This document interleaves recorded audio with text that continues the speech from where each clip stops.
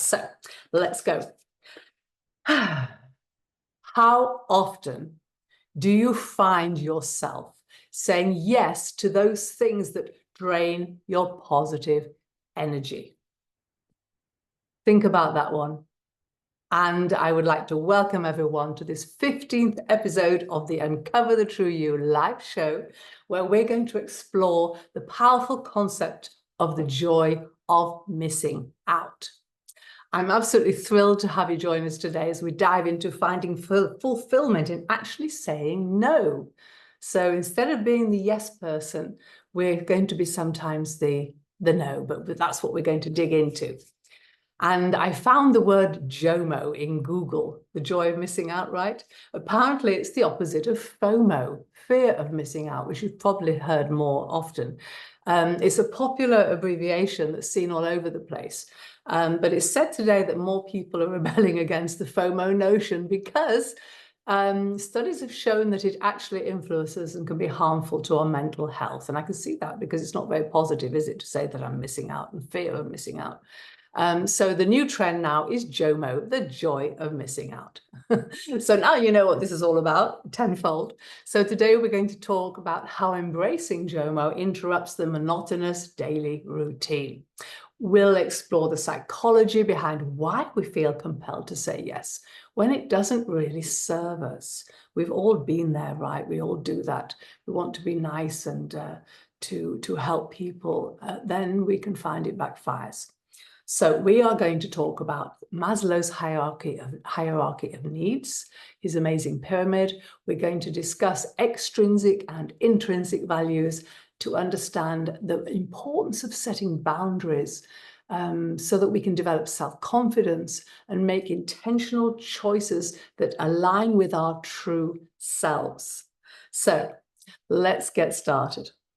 Maslow's hierarchy of needs is a psychological theory proposed by Abraham Maslow in 1943. It helps to explain the mysteries of human motivation by categorizing everything into a 5-tier pyramid. If you haven't seen the actual image before, I suggest you check it out online, and I'll pop it up on my YouTube channel when I post this recording. Each level of the pyramid represents different human needs. And the theory is that our more basic needs at the bottom must be met before we can attend to our higher level needs. For example, at the base are psychological needs, which include the most fundamental human requirements for survival, such as food, water, air, sleep, and a roof over our heads, shelter. Such needs are biological and must be satisfied for our human body to function properly. And when these necessities are unmet, they'll become our primary focus attention. It'll be all that's important to us. For example, if you're truly hungry or thirsty, finding food and water will be the domination of your thoughts and actions. It will be the only feeling you'll be worrying about and having that anxiety about and focused on. And that's the level at the bottom, number 5. Now, 4, the next level focuses on our safety needs. So when we are not hungry, not thirsty, we've slept okay, we have a roof over our heads, what about safety? Our attention shifts to securing safety and stability. Physical safety from harm, of course, financial security as well, health and wellness, and a safe living environment. For example, having a stable job, a safe neighborhood, and access to healthcare can be crucial at this stage. So if those are threatened, it can really cause significant stress and anxiety, diverting our focus from any higher level pursuits. And next up comes love and belonging. We humans are inherently social creatures, aren't we? We crave connection, intimacy, and a sense of belonging, such as our relationships with family, friends, romantic partners, and social groups, communities. Positive social interactions provide emotional support and that sense of community, which are essential for our mental health. And when these are unmet, we can feel lonely, isolated, and it impacts our overall well-being. And the next one is esteem, divided into two categories: self-esteem and the esteem we receive from others. Okay, so I'm going up from the bottom. All right, self-esteem refers to self-respect, confidence, and of course a sense of achievement. So self-esteem refers to self-respect, confidence, competence, and of course a sense of self-achievement, to make it clear. The esteem from others includes recognition, status, and appreciation. And fulfillment of these needs leads to a better sense of value and accomplishment, of course. If esteem needs aren't met, it usually results in feelings of inferiority, helplessness, worthlessness. You don't feel that you're capable and worthy. And finally, at the top of the pyramid is self-actualization, representing the realization of personal potential, self-fulfillment, and the pursuit of personal growth and peak experiences. Maslow describes it as the desire to become more of what one is, more of what one is, and it's to become everything that we're capable of becoming. So self-actualization is about becoming the most that one can be. It includes pursuing creative activities, solving problems, seeking personal development, and striving for those meaningful goals in our life. It's the drive to fully realize and achieve your true potential. Starting with instinctive self-preservation, needs like the foods and the safety at the bottom, and building up to the icing on the cake at the peak of the pyramid, where you understand your what, where, and how. The journey leads to discovering your life purpose and self-truth, who you are, what you want, where you want to be, how to get there. This journey leads to discovering your life purpose and self-knowledge, ultimately becoming everything you're capable of becoming, like an artist creating their masterpiece, or an athlete reaching peak performance. So why am I explaining all this? When we constantly say yes to external demands, we neglect our fundamental needs, particularly the higher level ones like esteem and self-actualization. And this often leads to a disjointed sense of self and chronic dissatisfaction. For example, if you're always agreeing to attend or participate in social events or work demands that don't align with your personal goals or your values, what's important to you, you most likely will find yourself with little time or energy for other activities. You'll be exhausted. You won't feel like doing anything else. You want to have time and incentive to do the things that contribute more to your self-esteem and personal growth. So the concept of JOMO, the joy of missing out, encourages to prioritize these higher level needs by saying no to that which does not serve us. So we have the choice, yes or no, your choice. Power is in your hands. The concept of this encourages us to prioritize these high level needs by saying no to what doesn't serve us, but by consciously choosing, we're consciously choosing, that's how it works, to decline certain activities or commitments. We can focus on fulfilling our true needs and desires. Sometimes it's not being selfish, it's self-preservation. It's to be able to grow so that you can help others more. Okay, it allows us to create more space for self-care, but personal development and meaningful relationships are high up there too. It's about recognizing how our time and energy fields are finite resources and choose to invest in those. Invest in them in ways that align with our values and aspirations. For instance, instead of feeling obligated to attend something, every social gathering, JOMO empowers us to spend the time engaging activities that nurture our personal growth or strengthen those closer relationships to be who you want to be. And this might include, for example, spending quality time with family, taking a class to develop a new skill, or simply enjoying solitude to reflect and recharge. We all need to recharge, don't we? Take a breath, take a step backwards and take a look at where we're at and what we want and where we're going to. So by doing so, you're honoring your esteem needs and moving towards self-actualization. In essence, the joy of missing out is about making intentional choices that enhance your well-being and help you achieve your full potential. And again, if you are in a very good state, then of course this reflects and helps other people. It has an effect to those around you.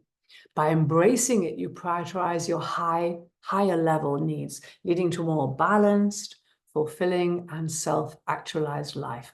And don't we all strive for that?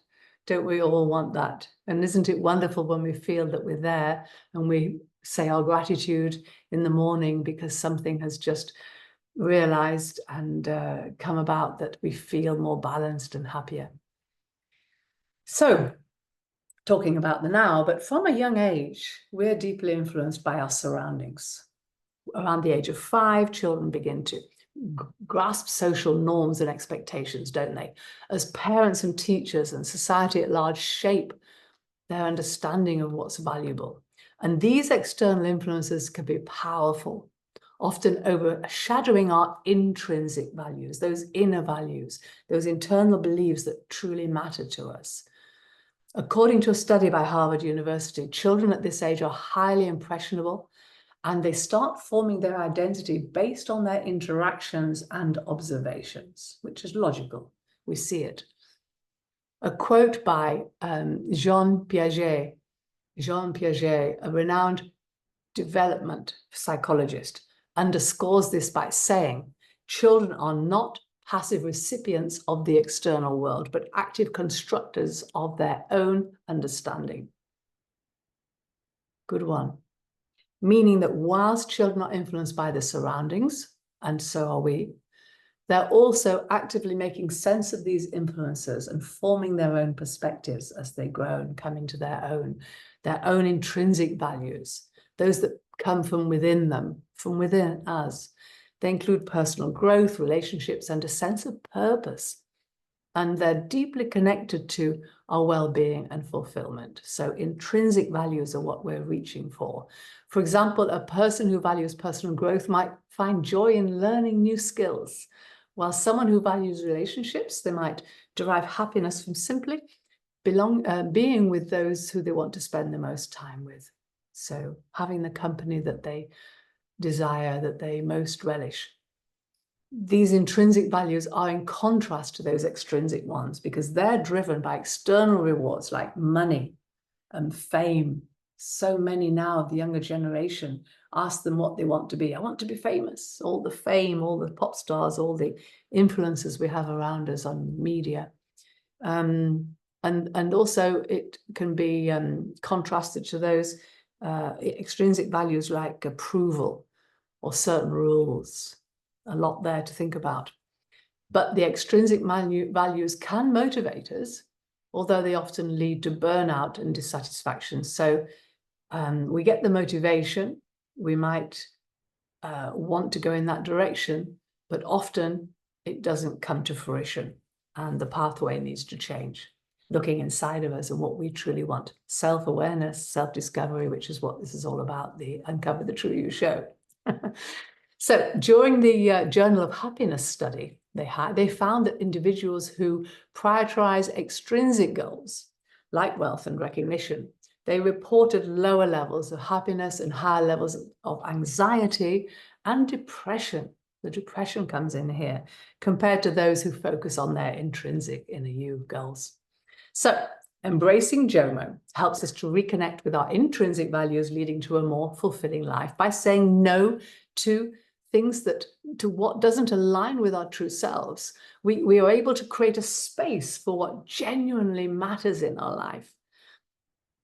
And as we mature, our experiences teach us valuable lessons. So we come from being a child and having all those extrinsic influences and learning to take notice of how we feel, what we think as we grow up. Many times, if you remember, maybe your own children, but as a child, sometimes you thought, Daddy knew everything. Mum knew anything you wanted to ask her, family, teachers. But then you come into your own and you look at something from a different perspective and you start questioning this. And that's when we could start believing that we also have our opinion and want to have our say too. So often, for instance,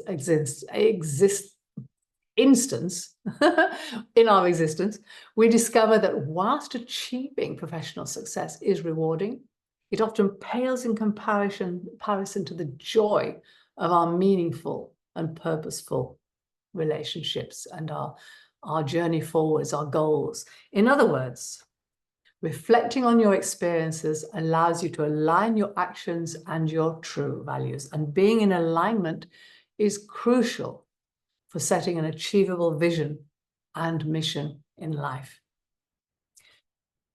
When we know what we stand for and what we want to achieve, it's easier to say no to distractions. I can see the palm trees blowing in the wind outside the window, a distraction. So I say no to the distraction. I'm concentrating here. This is what I want to achieve today. So I say no to something and I say yes to this. But when someone suggests that you do something that you're not 100% in, then it's a question of not saying the yes and coming back to what you truly believe in and what you want. There's a great example by Steve Jobs, who famously said, "It's only by saying no that you can concentrate on the things that are really important to you." Interesting. He was known, of course, for his ability to focus intensely on what he truly believed mattered. And it was a key factor in his success and innovation at Apple. When we come into our own and wake up to who we truly are, we experience a profound transformation. And such an awakening necessitates making the shift from seeking that external validation to finding the much sought after internal satisfaction. It's so satisfying to have that intuition, that feeling that you want to do something, believe in yourself, have the confidence to move forward with your intrinsic values and say no to those external influences and things that aren't high up on your list of priorities. For example, someone might realize that their passion lies in helping others, leading them to switch careers from a high-paying job to a more fulfilling role in perhaps a non-profit organization. And our journey on our self-discovery and alignment with our inner core values can be challenging in such instances, but it's incredibly rewarding. So many people saying how worried and how fearful they were about making changes, but now they're so happy in their newfound existence, their situation. By embracing the joy of missing out and prioritizing your core values, you can live with genuine focus and greater purpose, far greater purpose. So in conclusion, recognizing and nurturing your intrinsic values allows you to set a clear vision and mission in your life. When you align your actions with what's most important to you in life, you not only find greater fulfillment, but also what contributes more meaningful to you and the world around us. So embracing the joy of missing out is a powerful tool to your pathway to fulfillment, helps you to say no to what doesn't serve you and yes to what truly matters to you. Your values, your core strengths, your vision and mission, they're foundational to your identity, to be the authentic you.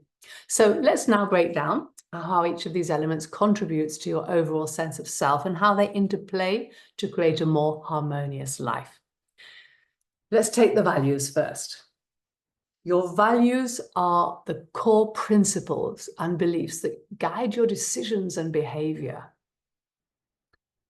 They reflect on what's most important to you For example, if one of your core values is integrity, you'll prioritize honesty, transparency, and truth and trust in your interactions. Similarly, if togetherness, support and connection are very important to you, high on your list, you'll make decisions that support and strengthen your bonds. Coming to strengths. Your strengths are the unique talents and abilities you possess that empower you to take action. Recognize and leveraging your strengths is crucial for achieving your goals and overcoming challenges. For instance, if you're particularly skilled at problem solving, yes, you might thrive in situations that necessitate critical thinking and motivation. Knowing our strengths allows us to approach tasks with confidence and efficiency. That all-powerful confidence that we so need, which takes us towards our personal vision. So the vision is a clear and compelling picture of what you want to achieve in your future. Now as well, from now on, today, in the present moment, what is it you want to achieve? It provides the direction and motivates you to strive towards your goals. A strong vision acts like a compass, okay, helping you to navigate through life's uncertainties.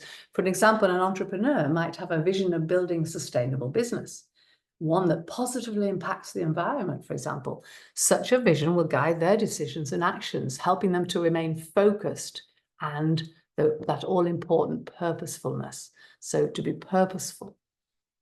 And to get to that vision, we need a mission in life. So your mission is the overarching purpose, the most important purpose that drives you. That's one thing that you're aiming towards, that you want to concentrate on and consciously work towards, strive towards. And it's the why behind what you do. So you find your why, you find your purpose, and therefore you have your values and your strengths to get there and the vision, but we need the mission to get to that vision. So a clear mission statement can inspire and give meaning to your daily activities. For example, a teacher's mission could be to educate and empower the next generation. That's a wonderful mission. And that sense of purpose fuels their passion and dedication, making their work more fulfilling. So when your values, strengths, vision, and mission are in harmony, you can make decisions with far more clarity and confidence, which we've said before, but it's so, so true. And that's where the concept of the joy of missing out becomes particularly powerful, because it's about being selective about where we invest our energy, our time and energy, making sure that our choices are aligned with our core values and goals. So embracing JOMO means that everything becomes clearer, more clarity, and instead of being swayed by the fear of missing out, the FOMO, if I don't do that, maybe I should, I'm going to regret it. And I want to do everything. I want to do this, that, and the other, because I don't want to miss out. Stop and sincerely ask yourself if an opportunity that presents itself, truly, maybe you're looking for a partner, if you're a female. I said himself by mistake, if you didn't catch that. Truly aligns with your values and goals. So here comes that possibility. Is it what I want? Is it where I'm headed? Is it who I want to be? Just say no. You don't have to say yes if it's not right for you. And if it is, wonderful. Marching forwards, aligning with your mission, vision, goals, and strengths. A newfound clarity also has the great benefit of reducing procrastination. That's the biggie, because procrastination is so prevalent, isn't it? Because we're motivated in this case by genuine interest rather than obligation. So when you're really interested and genuinely have the incentive to do something, then the procrastination doesn't rear its ugly head. We have a whole show on procrastination, which you can check out on YouTube if you want to dig further into that one. For instance, if you value personal growth and the possibility arises to attend a workshop, perhaps, that aligns with your interest, you're more likely to commit to it wholeheartedly. And that's what we want. Conversely, if an event doesn't align with your values or goals, you can confidently say no, no, thank you very much, without feeling guilty. Be true to yourself. And then people also admire that because they know where they stand with you. And there's less disappointment down the line, further down the line for both of you. Self-confidence grows when you trust your decision. Just trusting your decisions, saying no to what doesn't serve you, can affirm your worth and your right to prioritize your well-being. So you have permission to take care of yourself. And having that confidence, we come into our own, we embrace our unique strengths, and it makes a more meaningful impact on yourself and others. For example, if you're confident in your ability to set boundaries, you can decline additional work that would overextend you, allowing you to focus on tasks where you can excel and contribute most effectively. And be happier also. That comes into the bargain. So let's look at a couple of insightful examples. For example, Warren Buffett, one of the most successful investors in the world. He's known for his disciplined approach to decision-making, famously saying, the difference between successful people and very successful people is that very successful people say no to almost anything. Now, to begin with, that didn't sound very nice to me. I think, well, that's not very nice, but it's the way you look at things. Buffett's ability to focus on his core values and strengths have been a key factor to his success. But obviously, we don't say no when it's important to someone. We have the time. We don't say no when we think it's going to harm someone. But obviously, that's in your judgment and our judgment when the things happen. So I just wanted to mention that because it sounds a little harsh sometimes, but the whole of this talk is about saying no to things that you feel obliged and pushed into that you don't want to do. Okay, so have you heard the name Malala Yousafzai? Now, it's a difficult one to spell, so I've written it down to say how to spell it. Yousafzai. Yousafzai. I looked it up on the YouTube to how to pronounce that one because it's a difficult one. So if you've heard of her, many people just call her Malala because it's a little more easy. I hope I haven't said that wrong. To date, she's the youngest Nobel Prize laureate who has a clear vision and mission to advocate girls' education. Despite numerous challenges, her unwavering commitment to her values and mission has driven her impactful work and inspired millions around the world. That's what they say online. It really is making a difference, and that's wonderful. So she woke up to who she truly was and experienced a profound transformation. And wouldn't we all like that? To wake up to who we truly are and help to change things for the better, positively change things. It brings a newfound consciousness, which often involves a shift from seeking that external validation to finding internal satisfaction, as we mentioned. And for instance, someone might realize that their passion lies in helping homeless people. So those who are struggling to get back on their feet, feel in your heart that they're calling for your help, leading to switch careers from a high-paying corporate job to a more fulfilling role, as we mentioned before, into a non-profit organization. That is an absolute example. So your calling, your feeling to help others is also an instance. This journey of self-discovery and alignment with your intrinsic values can be challenging, but it is and will be often incredibly rewarding. And you will know that, you will feel it in your heart. It needs great introspection, reflection, and a willingness to embrace difficult decisions, to make difficult decisions, but by fully realizing that the joys of saying no and prioritizing your intrinsic values will take you to your purpose in life, your fulfillment, you'll start to live far more authentically and with that greater purpose. So, in conclusion, recognizing and nurturing who we are, truly are deep down inside, will allow us to set a clearer vision and mission in life, to understand our what, our where, and our how. When we align to our actions with our core values, what's most important to us, we not only find greater fulfillment, and it brings a smile and a happy feeling as I am showing right now, but also contributes more meaningfully to the world around us. I'm getting tongue-tied. Water. Thank you for your patience. Okay, so there we are. Embracing the joy of missing out is a powerful tool in this journey, helping us to say no to what does not serve us and yes to what truly matters. I repeat.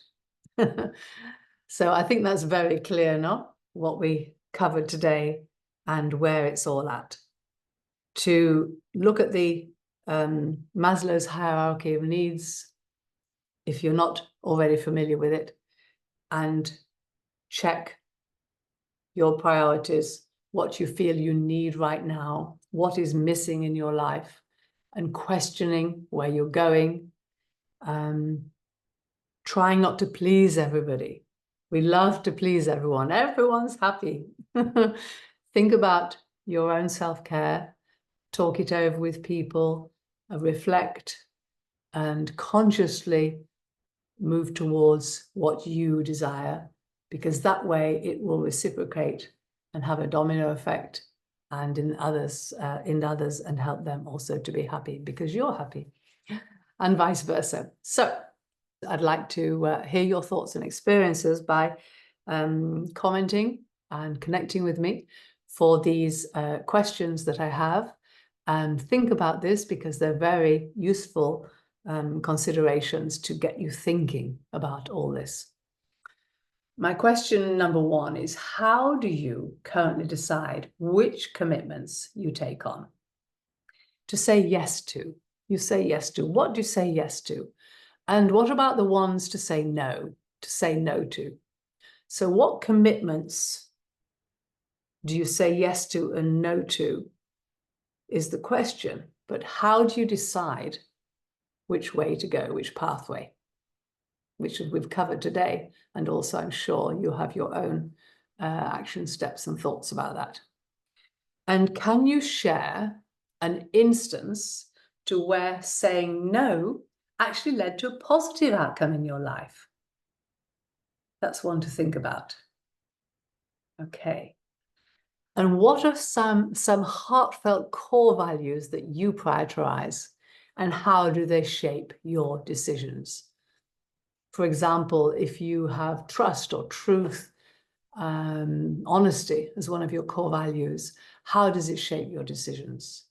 You will have integrity and decide truly how you want to reply and speak your truth, your authenticity, and that will be the outcome of that decision. When you have your values, you post them places, you remember them. Maybe you have them on your screens, device screens. You remind yourself how you want to act. And when you're making those decisions, look at your discoveries. And by discoveries, I mean values, strengths, vision, and mission in life. Of course, your vision that comes out of those is the most important. What is it you're looking for? What are you striving for? Okay, so thank you so much for being here today. I really thank you for being here. And as we wrap up, I want to leave you with this impactful thought. Embracing the joy of missing out will reclaim your time and energy. It's about making choices that nourish your soul and align with your true self. By saying no to what doesn't serve you, you create space for what truly matters, leading to that life of happiness and joy. Remember, the power of JOMO lies in the freedom to choose how you live your life. Embrace it and you'll uncover a deeper, more authentic version of yourself. Thank you for joining me today on the Uncover the True You show. Next week, we'll be digging into creating your personal vision, aligning your life with your core values. I'm looking forward to that one. So I hope this session has inspired you to find joy in the moments you choose to keep for yourself. And yes, to keep for yourself. You matter. You are important. Take care of yourself. So until next time, stay true to you and embrace the joy of missing out. Ciao for now. Have a super, super rest of the week.